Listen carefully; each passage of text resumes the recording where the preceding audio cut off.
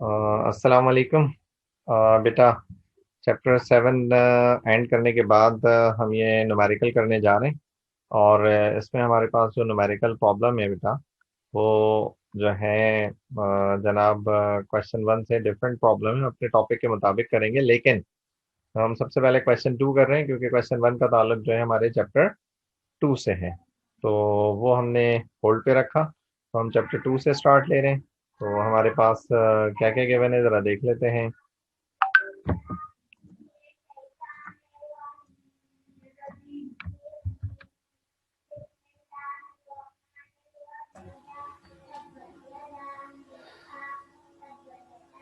जी बेटा, हम देखते हैं कि हमें क्या क्या गिवन है डेटा में। और हमारा पैटर्न होगा, डेटा लिखेंगे, गिवन लिखेंगे। गिवन में जो हमें गिवन है, तो न्यूमेरिकल में पढ़ रहा हूँ, ज़रा देखिएगा।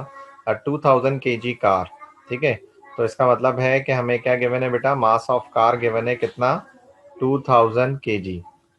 ठीक है। उसके बाद कहता है ट्रैवलिंग। ट्रैवलिंग आईएनजी फॉर्म है। आईएनजी फॉर्म से मुराद हमारे पास गिवन है इनिशियल वेलोसिटी। इनिशियल वेलोसिटी कितनी गिवन है बेटा, 20 मीटर पर सेकंड। कितने गिवन है, 20 मीटर पर second. What happened,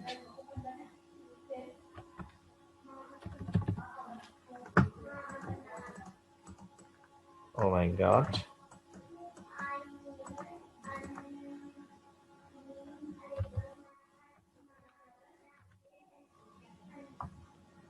okay, auto remove हो गया, पता नहीं क्या हुआ। बहरहाल देखते हैं हमें क्या गिवन है। मास ऑफ कार गिवन है। मास ऑफ कार कितनी गिवन है बेटा, 2000 kg। ठीक है। इसके साथ साथ जो है हमें इनिशियल वेलोसिटी गिवन है कितनी बेटा, 20 मीटर पर सेकंड। उसके बाद कहता है कम टू रेस्ट, फिर वो किस में आ जाती है, रेस्ट में। It means that final velocity क्या हो गई आपके पास, जीरो हो गई। ठीक है। On the level ground at a distance of 100 metre. और डिस्टेंस कितना है बेटा, 100 मीटर डिस्टेंस है। उसके बाद कहता है how large is the average fractional force. हमने क्या मालूम करनी है बेटा, फ्रैक्शनल फोर्स मालूम करनी है। ठीक है। टेंडिंग टू स्टॉप इट, उस कार को क्या करने के लिए, रोकने के लिए। ठीक है बेटा। जी बेटा, हमने मालूम करनी है फ्रैक्शनल फोर्स। और ये हमारे पास है फ्रिक्शन फोर्स। ठीक है। अच्छा, अब इसको करने का हमारे पास जो है दो तरीके होंगे। बहरहाल कोई भी एक तरीका आप यूज़ कर सकते हैं। ठीक है, ये बाइफिकेट कर रहा हूँ पेज को। सॉल्यूशन, वी नो दैट, हम जानते हैं, क्या जानते हैं, कि आपने पढ़ा है कि change in kinetic energy is equal to क्या होता है, वर्क डन होता है। ठीक है।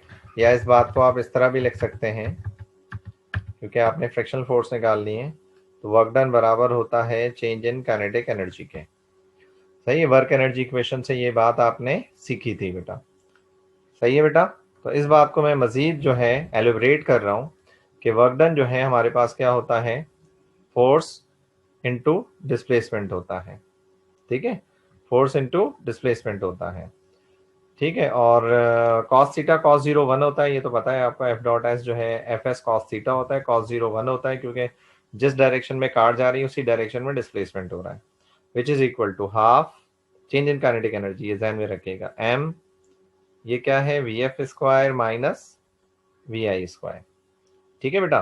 तो ये क्या है आपके पास, फाइनल काइनेटिक एनर्जी में से इनिशियल काइनेटिक एनर्जी को माइनस किया तो चेंज इन काइनेटिक एनर्जी हमारे पास आ गया। ठीक है। तो ये एक इजीएस्ट वे है इस न्यूमेरिकल को सॉल्व करने का। सही बेटा, यहाँ सॉल्व कर रहा हूँ रिमेनिंग न्यूमेरिकल। सो एफ इंटू एस, एस की वैल्यू कितनी गिवन है आपको, 100। हाफ मास कितना गिवन है बेटा, 2000। और वी एफ कितना गिवन है आपको, 0। और वी आई कितना गिवन है आपको, 20। सही है। तो ये 2 1s are 2, 2 1s are 2। तो ये बचा आपके पास कितना, 1000। ये 0 हो गया। और 20 का स्क्वायर जो है क्या हो गया, 400, 2 का स्क्वायर 4 होता है, जीरो जितने जीरो पे जितनी पावर मौजूद है उतने जीरो बढ़ा दो। तो जीरो पे 2 पावर मौजूद थी, उतने जीरो बढ़ा दिए। शॉर्टकट है ये सॉल्व करने का। आप कैलकुलेटर से करके देखें तो 20 का स्क्वायर 400 आएगा। ठीक है। अच्छा, तो यहाँ पर जो है ये 100 मौजूद है। ठीक है। अच्छा जी, अब जरा 1000 को मल्टीप्लाई कर दें किससे, 400 से। तो प्लस माइनस माइनस होता है। 1000 मल्टीप्लाई बाय 400, 400 वैसे ही था, 1000 से मल्टीप्लाई किया तो 3 जीरो और बढ़ गए। ये 100 जो था हम डिवाइड में ले गए, तो 2 जीरो से 2 जीरो क्या हो गया, कैंसिल हो गया। तो क्या बचा, F is equal to minus 4000 newton. ठीक है बेटा, ये हमारे पास क्या हो गया फाइनली, वो फ्रिक्शनल फोर्स आ गई जो हमें रिक्वायर्ड थी। क्या करने के लिए जनाब, गाड़ी को स्टॉप करने के लिए। फ्रिक्शनल फोर्स है, उसकी डायरेक्शन अपोजिट होती है, तो ये नेगेटिव साइन जो है क्या शो कर रहा है बेटा, डायरेक्शन को शो कर रहा है। किसको शो कर रहा है, डायरेक्शन को। अच्छा जनाब, प्रॉब्लम नंबर 3 की तरफ हम आते हैं।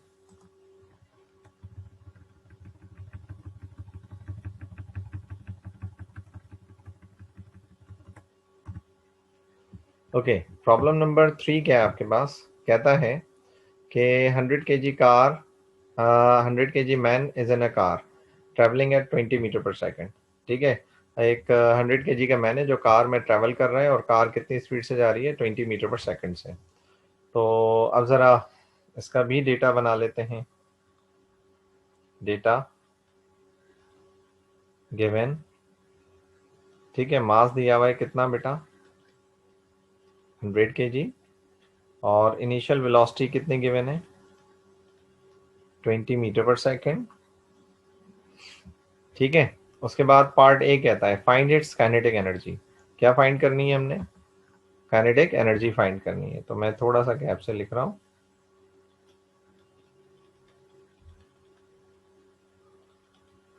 काइनेटिक एनर्जी फाइंड करनी है। उसके बाद कहता है b part, the car strikes a concrete wall and comes to rest. Car जो है स्ट्राइक करती है किससे बेटा, कॉन्क्रीट वॉल से, और कम टू रेस्ट, और रेस्ट में आ जाती है। कार रेस्ट में आएगी तो आप भी रेस्ट में आ जाएंगे। कार की वेलोसिटी जो होगी वही आपकी वेलोसिटी होगी, क्योंकि आप कार में बैठे हैं। ठीक है बेटा, डिजाइन में रखिएगा। और कार कितना डिस्टेंस कवर करती है, 1 मीटर का। सही है। उसके बाद कहता है the man is wearing a seat belt and harness. Man जो है वो क्या पहना हुआ है, सीट बेल्ट पहना हुआ है, और हार्नेस यानी seat belt and harness safety belt पहना हुआ है, समझ लें। What is the average force, हमने क्या निकालनी है, एवरेज फोर्स निकालनी है exerted by the belt on the harness during the crash. ठीक है, उस क्रैश के दौरान जो है जनाब एवरेज फोर्स कितनी लग रही होगी। सॉरी, यहाँ लिखना है मुझे, this is B part.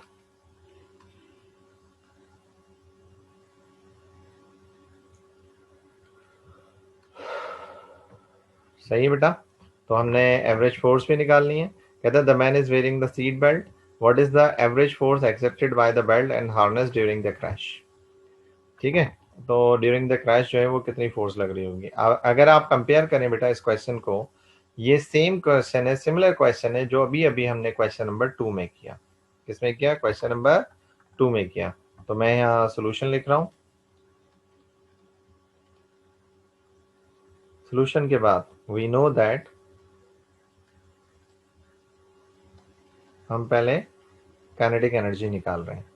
We know that change in kinetic energy जो है वो क्या होती है, half M V F square minus we I square. ठीक है, ये चेंज इन काइनेटिक एनर्जी है। ठीक, तो हम रख रहे हैं, हम फाइंड कर रहे हैं, हम फाइंड करेंगे बेटा क्या पहले, जनाब काइनेटिक एनर्जी। अच्छा बेटा, तो सेम न्यूमेरिकल था, हम न्यूमेरिकल नंबर 2 की तरह जो भी अभी हमने परफॉर्म किया। तो मास जो है वो दिया हुआ था मैन का कितना, 100 kg। ठीक है, वी एफ दिया हुआ था 0, और वी आई जो हमें गिवन था वो आई थिंक 20 था, ऊपर चेक कर लें, 20 मीटर पर सेकेंड। ठीक है, इसको हम फर्दर सॉल्व करते हैं। तो मैं बाइफिकेट कर देता हूँ पेज को ताकि हमारा हाफ हाफ पेज यूज हो जाए।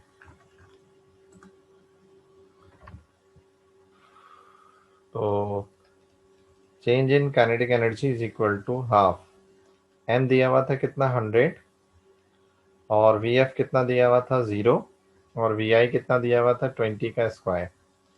तो ये तो हो गया 50, ठीक है, ये हो गया 0, 20 का स्क्वायर क्या हो गया 400, ठीक है बेटा।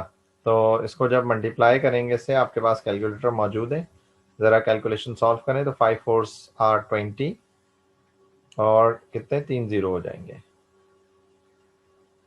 ये आ गया जूल, काइनेटिक एनर्जी की यूनिट आ गई जूल। इसका मतलब काइनेटिक एनर्जी नेगेटिव नहीं है, काइनेटिक एनर्जी डिक्रीज हो रही है। काइनेटिक एनर्जी क्या हो रही है बेटा, डिक्रीज हो रही है। नेगेटिव साइन शो कर रहा है कि काइनेटिक एनर्जी में कमी आ रही है। वजह क्यों कमी आ रही है, क्योंकि वो जाकर दीवार से टकराएगी, दीवार से टकराएगी तो गाड़ी रुकेगी, गाड़ी रुकेगी तो इसका मतलब वेलोसिटी कम होगी, वेलोसिटी कम होगी तो इसका मतलब काइनेटिक एनर्जी भी क्या होगी, कम होगी। सही है बेटा, रिपीट कर रहा हूँ, गाड़ी स्लो होगी, वेलोसिटी स्लो होगी या कम होगी, वेलोसिटी कम होगी तो काइनेटिक एनर्जी भी कम होगी। सही है बच्चा। चलें आगे बात करते हैं। अब हमने मालूम करनी है फॉर फोर्स। तो वही है, अभी अभी हमने क्वेश्चन 2 में रिलेशन पढ़ा था कि वर्क डन बराबर है चेंज इन काइनेटिक एनर्जी के। वर्क डन बराबर होता है एफ इंटू एस के, और चेंज इन काइनेटिक एनर्जी अभी अभी आप निकाल चुके हैं। तो एफ निकालना है, एस कितना दिया हुआ है आपके पास 1 metre, change in kinetic energy कितनी आई है -20,000। तो F1 RF, तो ये क्या बचा -20,000 न्यूटन। ये क्या आ गई बेटा, फोर्स आ गई। This is simple question. सही है, तो ये हमारा प्रॉब्लम 2 भी हो गया। सही है बेटा, ये हमने क्या कर लिया, प्रॉब्लम 2 भी कंप्लीट कर लिया।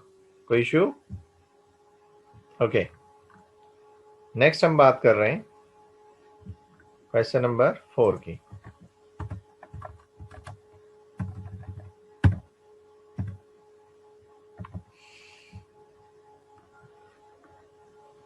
ओके बेटा, क्वेश्चन 4 क्या कहता है। क्वेश्चन 4 एक छोटा सा लॉजिकल क्वेश्चन है, तो काइंडली ज़रा से ध्यान से देखिएगा। कहता क्या है, बहरहाल देखते हैं। एक प्रूफ है छोटा सा, ये कह लें कि when an object is thrown upward, जब ऑब्जेक्ट को ऊपर फेंका जाता है, it raises a height h। ये कितनी हाइट पे जाता है, h हाइट पे जाता है। ठीक है, तो हम इस बात को इस तरह ले लेते हैं, ये हाइट h है हमारे पास। ठीक है, when object is thrown upward it raises to a height h। ये ऑब्जेक्ट जो है, जिसका मास है, ये किस हाइट पर मौजूद है, h हाइट पर मौजूद है। किस हाइट पर मौजूद है बेटा, h हाइट पर मौजूद है। How height it is the object in terms of h when it has lost 1/3 of its original kinetic energy। ठीक है, अब लेट सपोज हम ये बात करते हैं कि जब ऑब्जेक्ट ऊपर जाता है तो क्या होता है कि लॉस इन क्या होता है, काइनेटिक एनर्जी, और इसी के साथ साथ गेन इन क्या होता है, पोटेंशियल एनर्जी। अब ये सिचुएशन 1 पे ये कहाँ जा चुका है, ये सिचुएशन 1 थी, कहाँ जा चुका है, h हाइट पे जा चुका है ये 1। अब सिचुएशन 2 है। सिचुएशन 2 क्या है मेरे बच्चा, सिचुएशन 2 जो है, अब ज़रा मैं यहाँ ड्रॉ कर देता हूँ ताकि आप और क्लियर कर सकें। सिचुएशन 2 में ये कह रहा है, आपको रिस्ट्रिक्ट कर रहा है। लेट सपोज ये जो हाइट थी, इसकी हम हाइट ले लेते हैं ये 1/3 हाइट।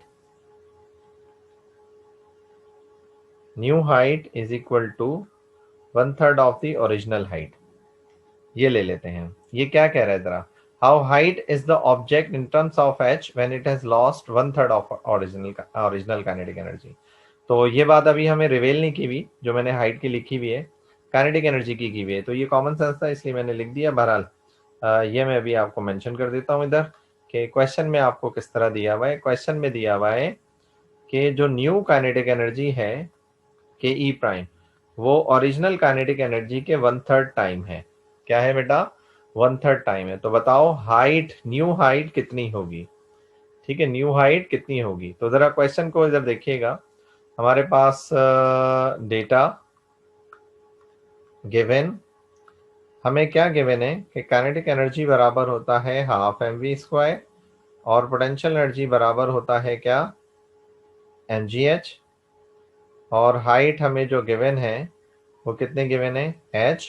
और हमें नई काइनेटिक एनर्जी जो गिवन है 1/3 ऑफ ओल्ड काइनेटिक एनर्जी या ओरिजिनल काइनेटिक एनर्जी के बराबर है। असल ये चीज दी हुई है, बाकी तो आपको पता है, ये चीजें आपको पता है।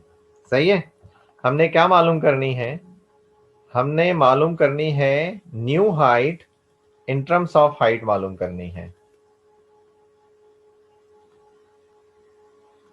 न्यू हाइट मालूम करनी है, लेकिन किस टर्म में, हाइट के टर्म में। यानी न्यूमेरिकल वैल्यू हमें नहीं दी हुई, कुछ कोई भी न्यूमेरिकल वैल्यू नहीं दी हुई। कहता है how height is the object in terms of H. ठीक है, कितनी हाइट पे ऑब्जेक्ट जाएगा इन टर्म्स ऑफ एच, वो एच की ही फॉर्म में हमने निकालना है। कैसे निकालना है मेरे बच्चा, तो बहरहाल इस चीज को देखते हैं। ठीक है, सोल्यूशन को अंडरस्टैंड करते हैं। सोल्यूशन वी हैव,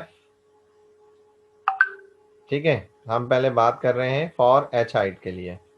क्या है बेटा, लॉस इन काइनेटिक एनर्जी बराबर होता है गेन इन पोटेंशियल एनर्जी के।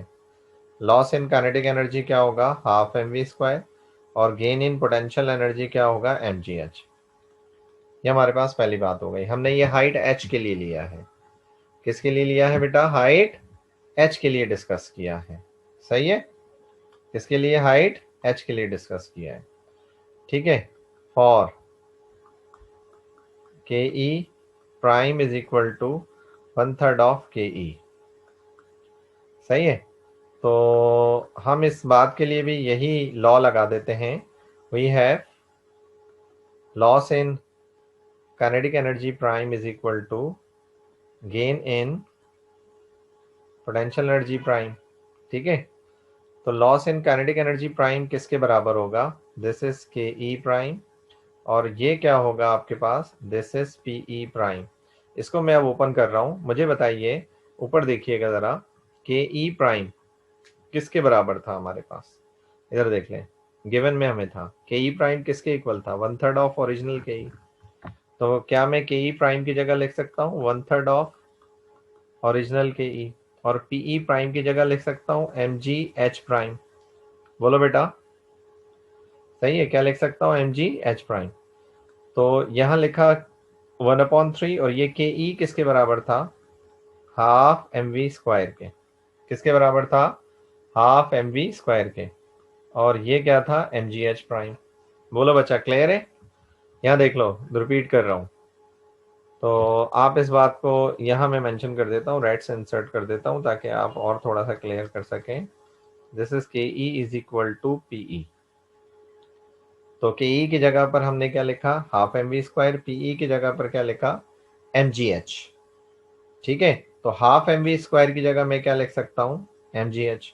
तो यहाँ देख लें आप, तो ये जो ब्रैकेट में हाफ mv² मौजूद है, इसकी जगह मैं क्या लिख सकता हूँ, mgh, और ये क्या है आपके पास, mgh प्राइम।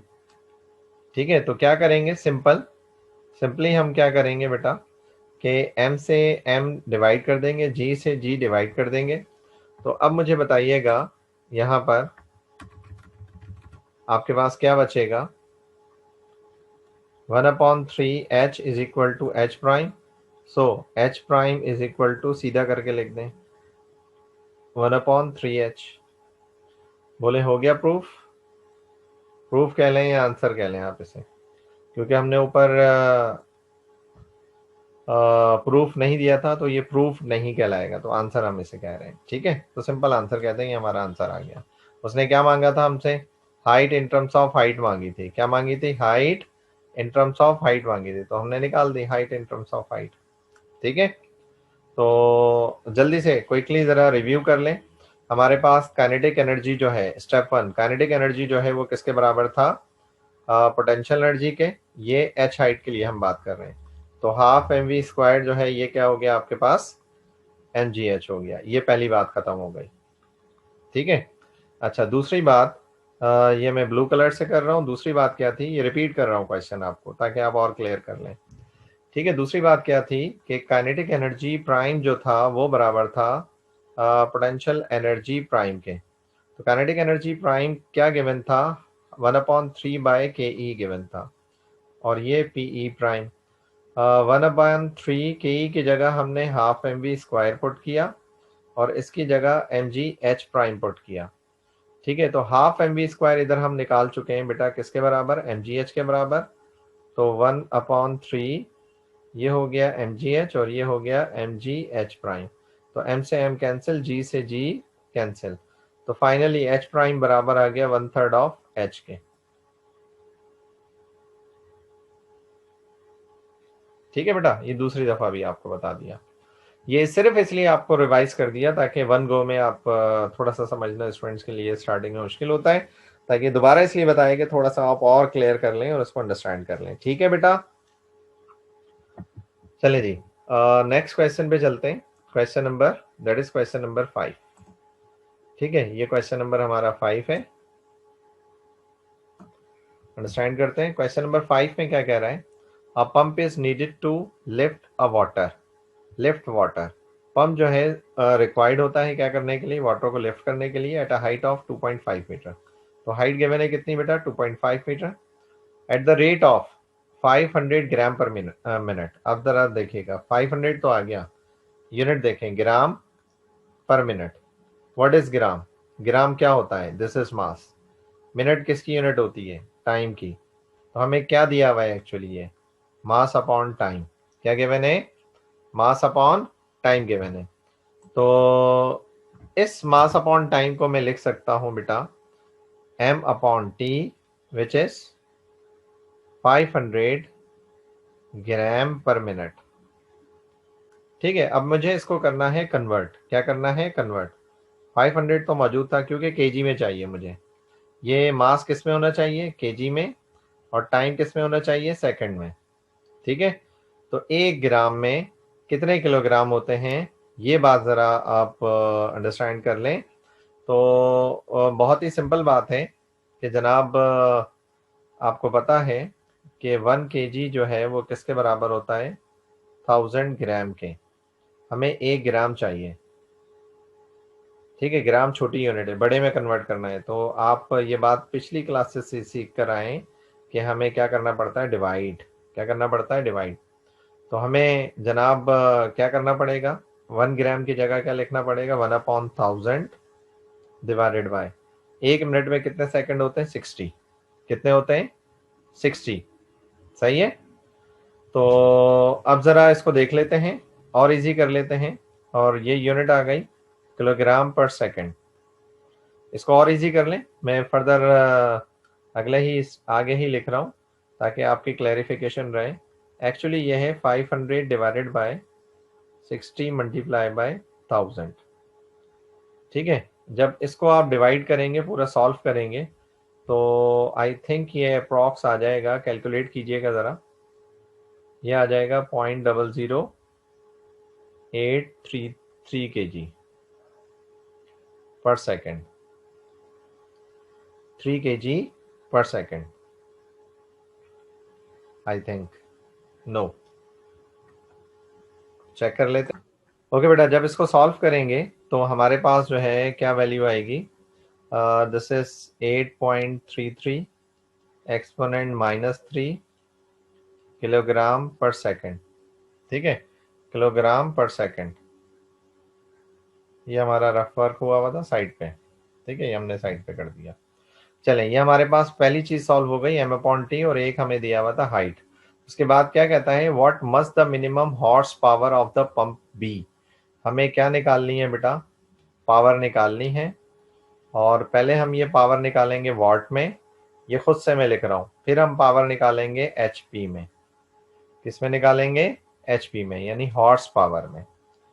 ठीक है, तो क्वेश्चन हम देखते हैं, मजीद सॉल्व करते हैं बेटा। सॉल्यूशन,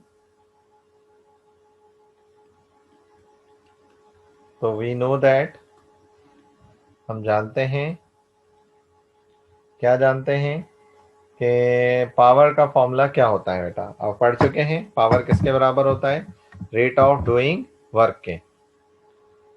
तो यहाँ लिख देते हैं, वी नो दैट पावर बराबर होता है वर्क ओवर टाइम, या एक और फॉर्मूला बताया था मैंने mgh over time.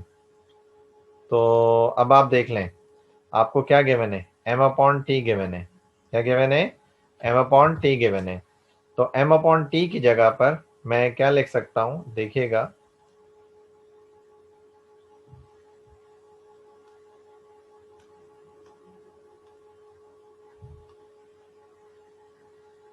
m upon T की जगह पर मैं क्या लिख सकता हूं बेटा, 8.33 एक्सपोनेंट -3, और फिर क्या बचा g।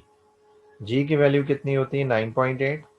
फिर क्या बचा h मुझे कितना दिया हुआ था, 2.5 मीटर। इस पूरी वैल्यू को सॉल्व करेंगे आप, ठीक है। तो आपके पास जो है, जो आंसर आएगा वो क्या आ जाएगा आपके पास, सॉल्व कीजिएगा फिर मुझे बताएं। I think this is 0.2042 joule पर सेकेंड, या 0.2042 वॉट, एक ही बात है।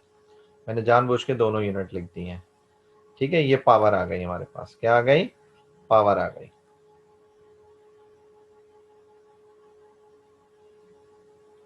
सही है।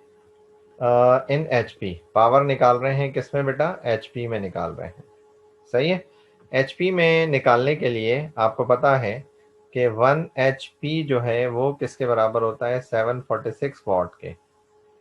ठीक है, तो हमने तो वॉट में निकाला है आंसर, तो 1 वॉट किसके बराबर होगा, तो 746 को डिवाइड में ले जाएं तो 1/746, यानी एचपी में लाने के लिए हम किससे डिवाइड करेंगे, 746 से डिवाइड करेंगे। 10। अब जो हमारा पावर निकल रही है बेटा, 10 power in HP, power in HP. HP में निकालने के लिए पावर को हम क्या करेंगे, 0.2042 डिवाइडेड बाय, हम क्या करेंगे, 746 से डिवाइड करेंगे। जब आप 0.2042 को 746 से डिवाइड करेंगे तो फाइनली जो आपके पास आंसर मिलेगा वो कितना मिलेगा, मैं नेक्स्ट लाइन में लिख देता हूं।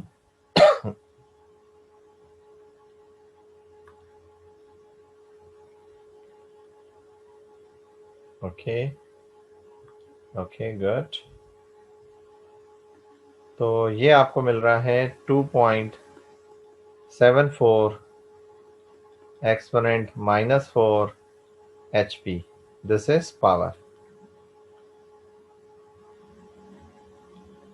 ठीक, तो आइए सॉल्व करते हैं। क्या कहता है, रॉकेट ऑफ मास, पहली बात मुझे ये कभी नहीं समझ में आता इस क्वेश्चन में कि इस क्वेश्चन बनाने वाले ने किस तरह रॉकेट का मास जो है 0.2 kg दे दिया। क्या ये टॉय था? बहरहाल जो भी था, हमें जो गिवन है हम उसी से काम करेंगे बेटा, तो आप टेंशन नहीं लीजिएगा। देखिएगा, रॉकेट ऑफ मास 0.2 kg, हमें 0.2 kg का रॉकेट गिवन है फ्रॉम रेस्ट। जब रेस्ट कह रहा है तो इनिशियल वेलोसिटी जो है वो 0 है। It reaches a point P lying at a height 30 metre above. कितनी हाइट पे चला जाता है, 30 मीटर अबव पे जाता है, from the surface of earth from the starting point. In this process plus 425 joule of work. Positive work है, इसका मतलब कि वो जो है जनाब उसे एनर्जी मिल रही है रॉकेट को, ठीक है, और वो रॉकेट एनर्जी को फिर कंज्यूम भी कर रहा है, और यानी डिस्प्लेसमेंट कवर्ड हो रहा है। ठीक है, the work is done on the rocket by the burning chemical propellant ignoring air resistance and the amount of the mass lost due to the burning propellant. Find the final speed. हमें क्या find करनी है बेटा, final speed मालूम करनी है of the rocket lying at point P। ठीक है, अच्छा अब सपोज करो कि ये रॉकेट जो था यहाँ जा रहा था, लेट सपोज ये पॉइंट P है, ठीक है, और हम ये बात कर देते हैं यहाँ पर कि हमारे पास जो है ये हमारी ज़मीन है, ठीक है। अच्छा, अब ये ज़मीन से जो था रॉकेट कितने हाइट पर था, हमने कहा h is equal to 30 metre पे था, ठीक है। अब प्लीज़ ज़रा जहन में रखिएगा, फ्यूल तो जल रहा है, रॉकेट से फ्यूल जो है वो क्या हो रहा है, जल रहा है, बर्न हो रहा है, ठीक है। रॉकेट से फ्यूल क्या हो रहा है, बर्न हो रहा है। तो जब ये ऊपर जा रहा होगा तो काइनेटिक एनर्जी भी इंक्रीज होगी, ठीक है, जितना फ्यूल जलता जाएगा ज़्यादा से ज़्यादा, और इसके साथ साथ पोटेंशियल एनर्जी भी क्या होगी, इंक्रीज होगी। ठीक है, क्यों? हाइट बढ़ने की वजह से। क्यों? हाइट बढ़ने की वजह से। तो बेटा आप जरा टेक्निकलिटी देखिएगा, इसके अंदर फॉर्मूले की टेक्निकलिटी देखिएगा, ताकि आप क्लियर कर सकें चीजों को। फॉर्मूले की टेक्निकलिटी क्या है कि work done by rocket is equal to, क्या करेंगे, gain in kinetic energy plus gain in potential energy. जो रॉकेट वर्क डन परफॉर्म कर रहा है वो किस लिए यूज हो रहा है? काइनेटिक एनर्जी के गेन के लिए और पोटेंशियल एनर्जी के गेन के लिए यूज हो रहा है। ठीक है, तो मैं इस बात को लिख सकता हूं, work done is equal to आपके पास गेन का मतलब, और इस गेन का मतलब, सही है बेटा? अच्छा जी, अब जरा इसको लिख लेते हैं। वर्क डन हमारे पास गिवन है, कितना गिवन है? 425। फॉर्मूला हम बाद में पुट करते हैं, पहले फॉर्मूला एलिब्रेट कर लेते हैं जो हमें गिवन है। ये हो गया half M V F square minus we I square, और ये हो गया एम जी एच। पहले ज़मीन पर था तो इसलिए मैंने सिर्फ एच लिखा है, बाद में हाइट एच पर गया है 30 मीटर। ठीक है, तो अब देख लेते हैं ये क्या दिया हुआ है, 425 हाफ, ये कितना दिया हुआ है 0.2। वी एफ हमने क्या करना है, मालूम करना है। वी आई क्या था 0, प्लस एम हमें क्या दिया हुआ है 0.2, जी कितना दिया हुआ है 9.8, और एच कितना दिया हुआ है हमें 30। सही है, चले जी मजीद सॉल्व करते हैं। 425 इज इक्वल टू, ये हमारे पास हाफ डिवाइडेड बाय 0.2, तो ये 0.1 हो जाएगा। सही है बेटा, और हम इसे कहेंगे 0.1 का 0.1 इंटू वी एफ का square, 0.1 into V F square. जब इस पूरे हिस्से को मल्टीप्लाई करेंगे, 0.2 मल्टीप्लाई बाय 9.8 इंटू 30, तो आई थिंक ये हो जाएगा 58.8 हो जाएगा। ठीक है, तो आप पहले 58.8 को वहां ले जाएं दूसरी साइड पर, तो 425 माइनस 58.8, इधर बचेगा 0.1 इंटू वी एफ स्क्वायर। अच्छा, इसमें से इसको माइनस करें तो हमारे पास बचेगा 366.2। ठीक है, अब मैं बेटा लेफ्ट को राइट पर, राइट को लेफ्ट साइड पर लिख रहा हूँ, कोई टेंशन नहीं लीजिएगा। जब हमने इसको सॉल्व किया तो हमारे पास ये बचा, और इधर क्या मौजूद था 0.1 ऑफ वी एफ स्क्वायर। हमें वी एफ चाहिए, V F square is equal to 366.2 divided by 0.1। जब मैं 0.1 से डिवाइड करूंगा तो मेरे पास जो है क्या आ जाएगा, 366.2 को 0.1 से डिवाइड करूंगा तो मेरे पास आ जाएगा 366,3662। ठीक है, 0.0।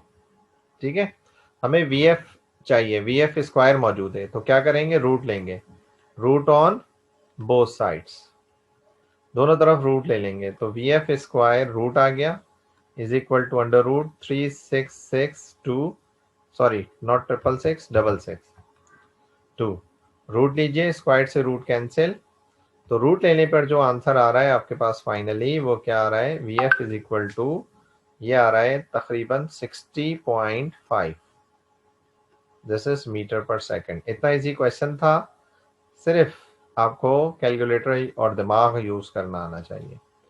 ठीक है, सिर्फ शुरू में फॉर्मूला आपने बनाना था। ठीक है बेटा, उम्मीद करता हूं यहां तक आपको क्लियर होगा।